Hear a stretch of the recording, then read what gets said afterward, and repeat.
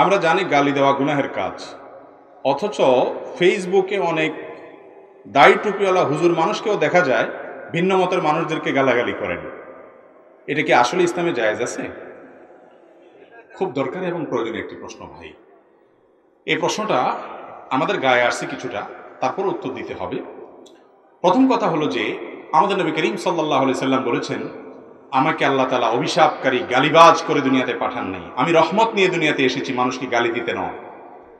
নবী করিম সাল্লাল্লাহু আলাইহি সাল্লাম আরো বলেছেন, বুখারী মুসলিম এক জায়গায় বর্ণনা করেছে, সিবাবুল মুমিনি ফুসুক, কোন ইমানদারকে গালি দেওয়া, কটু কথা বলা, নোংরা কথা বলা, এটা গুনাহের কথা।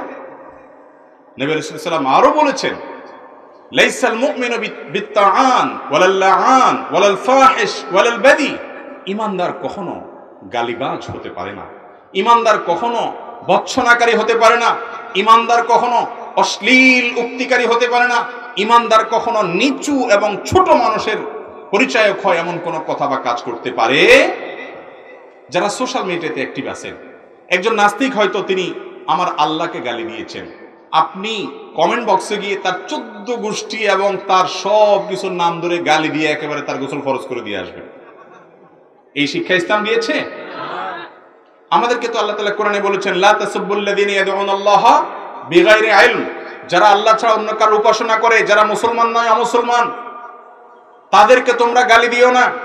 যদি তোমরা গালি দাও তাহলে তারা তোমাদের আল্লাহকে গালি দিবে, সমাজ অশান্ত হবে, বিশৃঙ্খল হবে।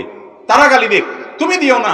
সে তার জাতের পরিচয় দিয়েছে, তুমি একজন মুসলিম, তুমি সম্ভ্রান্ত, তুমি তোমার জাতের পরিচয় দাও। পারলে সুন্দর করে যুক্তি দিয়ে তাকে বুঝাও, আর না পারলে তুমি সেটা এড়িয়ে যাও।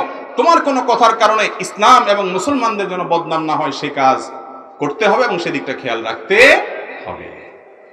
দাড়ি টুপি পরে প্রোফাইল পিকচারে গেলে দেখা যায় হুজুর, অথচ হয়তো সে হুজুর বেচারা ইসলাম বিরোধী কোনো পোস্ট দেখে সেখানে দুইটা গালি দিয়ে আসছে সওয়াবের নিয়তে। মনে করছে যত শক্ত গালি দেওয়া যাবে সওয়াবের ওজন তত বেশি হবে, গালি যদি 10টা কমেন্টে দেওয়া যায় সওয়াব ওরকম 10 গুণ হবে। এই নিয়তে আমরা অনেকে গালিগালাজ করি, আছে না নাই? নাস্তিকরা তো পরের কথা, আল্লাহ মাফ করো, মুসলমানদের মধ্যেই এক গ্রুপ আরেক গ্রুপকে, এক হুজুরের ভক্ত আরেক হুজুরের ভক্তের 14 গোষ্ঠী উদ্ধার আমরা অনেক সময় করি। এবং এটা সবচেয়ে খারাপ লাগে যখন যে প্রশ্নকর্তা ভাই যেরকম বলেছেন যে প্রোফাইল পিকচারে যখন দাড়ি টুপিওয়ালা দেখি, গালিগালাজ অনেকেই করে, কিন্তু আপনি যখন দাড়ি টুপি ধারণ করবেন তখন আপনার দায়িত্ব একটু বেশি হয়ে যায়। মনে রাখবেন, ইমানদার কখনো গালিবাজ হতে পারে।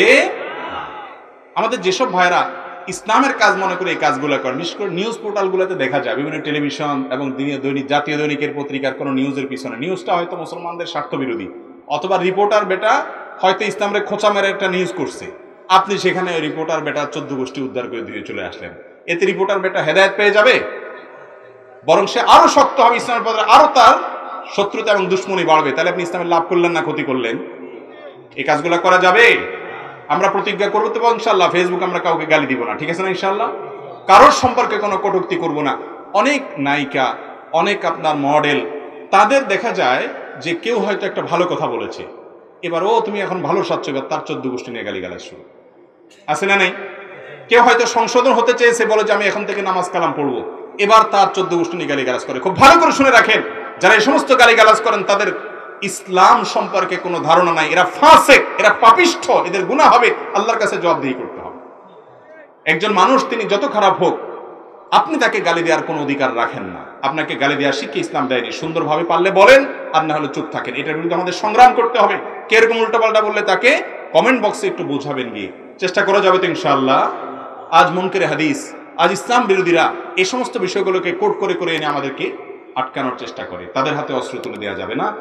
আর সবচেয়ে বড় কথা হলো, অন্যকে সংশোধন করতে আমার নিজের চরিত্র নষ্ট করা, আমার আমল নামা বরবাদ করার সুযোগ নেই। এই জন্য তাকে অমুকের পুত, তমুকের পুত, অমুক, সেটা তার জন্ম নিয়ে কথা, বিভিন্ন রকমের আপত্তিকর কথা বলা, এগুলো যাবে না।